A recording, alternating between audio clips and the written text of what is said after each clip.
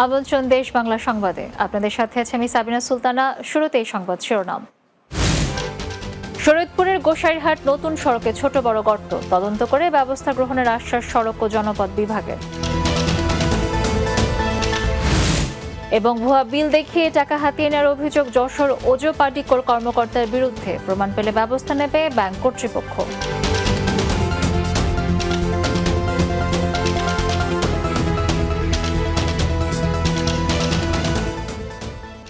শুনছিলেন শিরোনাম, এবারে বিস্তারিত। 10 মাস আগে 14 কোটি টাকা ব্যয়ে নির্মাণ করা হয় শরীয়তপুরের গোসাইরহাট সড়কের 9.5 কিলোমিটার অংশ। বছর না ঘুরতেই নতুন সড়কটির 5 কিলোমিটার অংশ জুড়ে তৈরি হয়েছে ছোট বড় অনেক গর্ত। এতে ক্ষুব্ধ স্থানীয় পথচারীরা। এদিকে সড়কটির কাজের গুণগত মান নিয়ে প্রশ্ন উঠছে। অন্যদিকে দায় স্বীকার করে মেরামতের কথা জানিয়েছে ঠিকাদারি প্রতিষ্ঠান। তবে তদন্ত করে প্রয়োজনীয় ব্যবস্থা গ্রহণের আশ্বাস দিয়েছে সড়ক ও জনপথ বিভাগ। শরীয়তপুর প্রতিনিধি নয়ন দাসের প্রতিবেদন, জানাচ্ছেন মাসুদ রানা।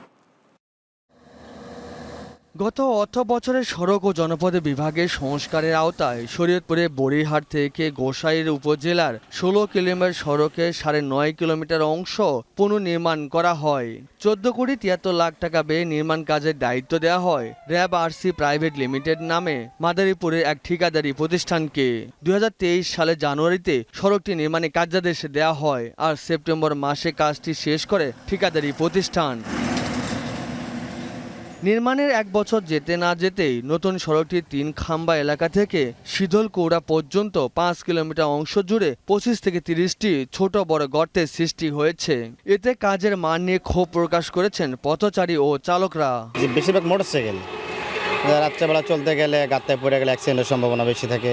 রাস্তা মনে করেন যে এখন সামনে দিয়ে অনেক গত্তা গুত্তা পড়ে জায়গা, বৃষ্টি বাদল হয়, বইরা থাকে, আমরা রিক্স হয়ে যায়। নতুন সড়কটিতে অধিকাংশ স্থানে গর্তে বৃষ্টির পানি জমে গাড়ি চলাচলে অসুবিধা হচ্ছে চালকদের। ঠিকাদারের গাফিলতি থাকায় তৈরি হয়েছে এমন পরিস্থিতি, বলছেন স্থানীয়রা ও সচেতন মহল। ধরনের কথা মাল সাপারে দেয় নাই, মাল সাপারে কম দিছে। আমরা এই অনিয়মের বিচার চাই এবং সুষ্ঠু তদন্ত করে এই রাস্তা দ্রুত ঠিক করার জন্য কর্তৃপক্ষের কাছে অনুরোধ করছি। সড়কটি নির্মাণ কাজে কিছু ত্রুটি হতে পারে এমনটা উল্লেখ করে দায় স্বীকার করে মেরামতের আশ্বাস ঠিকাদারি প্রতিষ্ঠানের। বৃষ্টি হচ্ছে, বিটুমিনের কাজ হইতে পারে, এটা আমরা বলবো না যে এই ভিতর হইতে পারে, কিন্তু এটা আমরা ঠিক করে দেবো 3 বছর পর্যন্ত। সড়কটি মেরামতের সংশ্লিষ্ট ঠিকাদারকে চিঠি পাঠানোর পাশাপাশি কাজের গাফিলতি থাকলে তদন্ত করে প্রয়োজনীয় ব্যবস্থা গ্রহণের আশ্বাস নির্বাহী প্রকৌশলীর। আর আমরা আরো ভালো মতো দেখবো যে ঠিকাদারের কোনো গাফিলতি রয়েছে কিনা, যদি সেটা থাকে তাহলে সেইভাবে ব্যবস্থা নেওয়া হবে। দ্রুত সড়কটি মেরামতের পাশাপাশি ঠিকাদারের বিরুদ্ধে ব্যবস্থা নেওয়ার দাবি জানিয়েছেন সচেতন মহল। Desk report, Bangla TV. Comilla জেলার আইনশৃঙ্খলা পরিস্থিতি স্থিতিশীলতার লক্ষ্যে বিভিন্ন শ্রেণী পেশা মানুষের সাথে মতবিনিময় সভা করেছে জেলা প্রশাসন।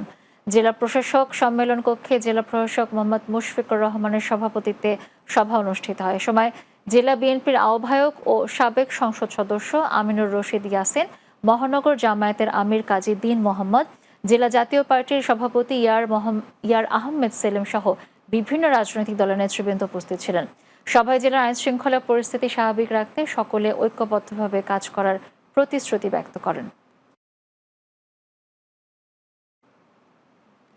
ভুয়া বিল দেখিয়ে ৭৫,০০০ টাকা হাতিয়ে নেওয়ার অভিযোগ উঠেছে যশোর ওজো পাটিকর এক কর্মকর্তার বিরুদ্ধে। গ্রাহক জরিমানা ঠিকই দিয়েছেন, কিন্তু টাকা ব্যাংকে জমা না দিয়েই সংযোগ বিচ্ছিন্নের 2 দিন পরই পেয়েছেন নতুন মিটার। সবকিছুই হয়েছে ওজো পাটিকর যশোরের উপসহকারী প্রকৌশলী বাবলু কুমার চৌবের নেতৃত্বে। জরিমানার কথা স্বীকার করলেও টাকার ব্যাপারে কিছুই জানেন না দাবি চৌবের। প্রমাণ পেলে ব্যবস্থা নেওয়ার কথা জানিয়েছে ব্যাংক কর্তৃপক্ষ।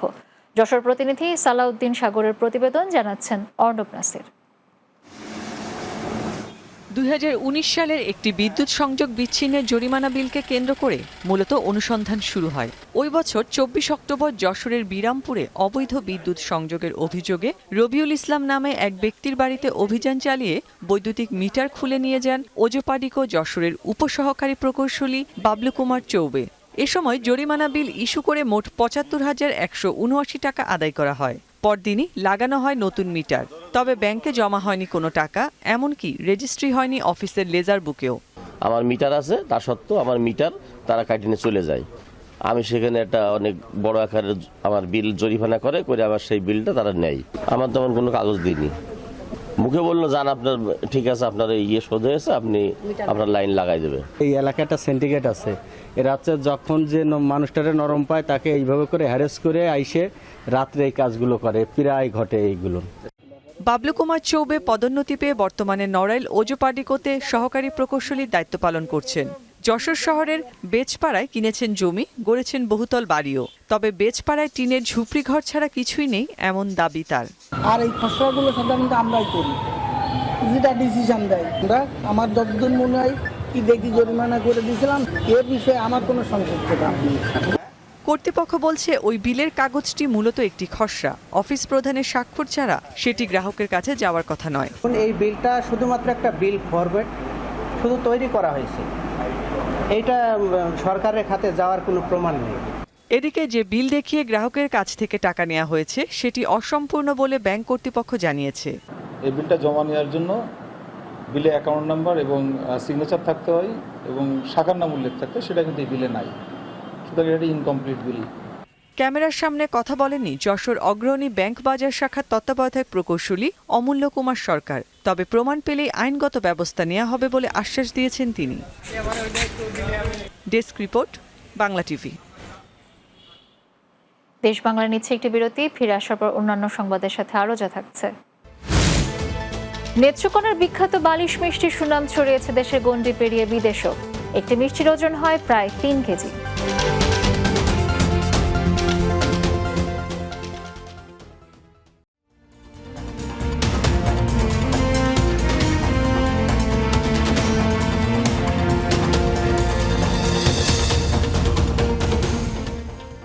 বিরতির পর আবারও স্বাগত দেশ বাংলায়। বালিশ বললেই আমরা বুঝি মাথা রেখে ঘুমানোর কোন উপকরণ। তবে আরেক ধরনের বালিশ রয়েছে, এটি তুলা বা কাপড় দিয়ে তৈরি নয়, কিন্তু তুলতুলে। বলছি নেত্রকোনার বিখ্যাত বালিশ মিষ্টির কথা, যে মিষ্টি দেশের গণ্ডি পেরিয়ে সুনাম ছড়িয়ে পরিচিতি পেয়েছে বিদেশেও। বিয়ে, জন্মদিন কিংবা ধর্মীয় অনুষ্ঠানে সুস্বাদু এই বালিশ মিষ্টির কদর রয়েছে। নেত্রকোনা প্রতিনিধি ইকবাল হাসানের পাঠানো প্রতিবেদন, জানাবেন সুরাইয়া সীমা। নেত্রকোনা পৌর শহরের বারহাট্টা রোডে অবস্থিত 100 বছরের পুরনো বালিশ মিষ্টির কারখানা। এখানে গয়ানাথ ঘোষ নামে এক ব্যক্তি প্রথমে এই বালিশ মিষ্টি তৈরি শুরু করেন। পরে তিনি ব্যবসা ছেড়ে চলে গেলে বালিশ মিষ্টি তৈরি করে সুনাম অর্জন করেন নিখিল মোদক নামে অন্য এক ব্যক্তি। বর্তমানে তার 3 ছেলে এই ঐতিহ্য ধরে রেখেছেন। এই মিষ্টি দেখতে অনেকটা কোল বালিশের মতো হওয়ায় এটি পরিচিতি পায় বালিশ মিষ্টি হিসেবে। ছানা, ময়দা, চিনি, শিরা ও দুধ দিয়ে তৈরি হয় এই বালিশ মিষ্টি। এটি একবার খেলে তার স্বাদ লেগে থাকে বহুদিন। সুস্বাদু এই মিষ্টি খেতে দূর দূরান্ত থেকে ভোজন রসিকরা আসেন এই দোকানে। কেউ আবার কিনে নিয়ে যান প্রিয়জনদের জন্য। নেত্রকোনা বালিশ মিষ্টি না নিয়ে গেলে বিয়ে হয় না। মানুষ খাইতে খুবই স্বাচ্ছন্দ্য বোধ করে এবং খুবই ভালো। আসছি, কিছু খেলাম, আবার বাড়ি যাওয়ার সময় কিছু নিয়ে যাবো। একটি মিষ্টির ওজন হয় প্রায় 3 কেজি। 1000 টাকা, 500 টাকা, 300 টাকা, 200 টাকা ও 100 টাকা দরে মোট 6 ধরনের মিষ্টি পাওয়া যায়। সর্বপ্রথম গয়ানাথ ঘোষ এই বালিশ মিষ্টি প্রস্তুত করে। তিনি ইন্ডিয়া চলে যাওয়ার পর আমার পিতা নিখিল চন্দ্র মোদক বালিশ মিষ্টি তৈরি করে।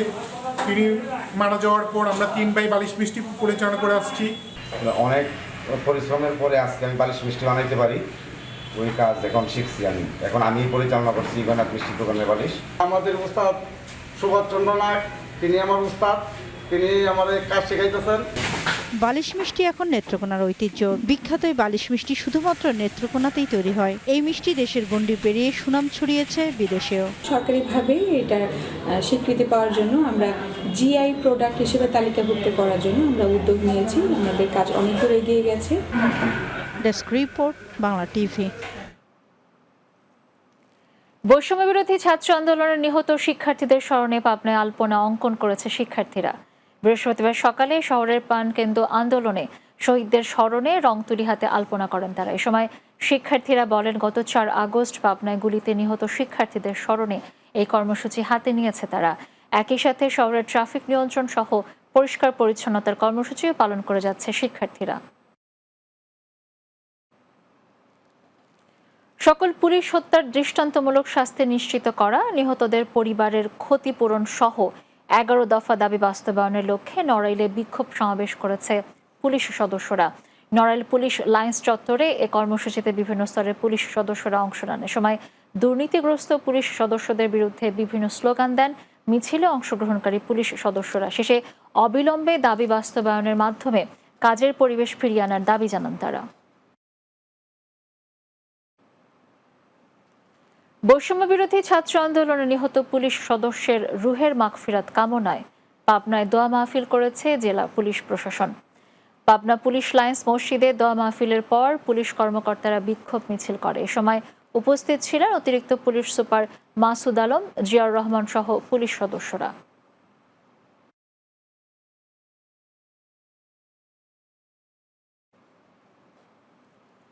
শেষ করছি দেশ বাংলা, তবে যাওয়ার আগে সংবাদ শিরোনামগুলো জানিয়ে দিচ্ছি আরো একবার। শরীয়তপুরের গোসাইরহাট নতুন সড়কে ছোট বড় গর্ত, তদন্ত করে ব্যবস্থা গ্রহণের আশ্বাস সড়ক ও জনপথ বিভাগের। ভুয়া বিল দেখিয়ে টাকা হাতিয়ে নেওয়ার অভিযোগ যশোর ওজো পাডিকর কর্মকর্তার বিরুদ্ধে, প্রমাণ পেলে ব্যবস্থা নেবে ব্যাংক কর্তৃপক্ষ। এবং নেত্রকোনার বিখ্যাত বালিশ মিষ্টির সুনাম ছড়িয়েছে দেশের গণ্ডি পেরিয়ে বিদেশেও। একটি মিষ্টির ওজন হয় প্রায় 3 কেজি।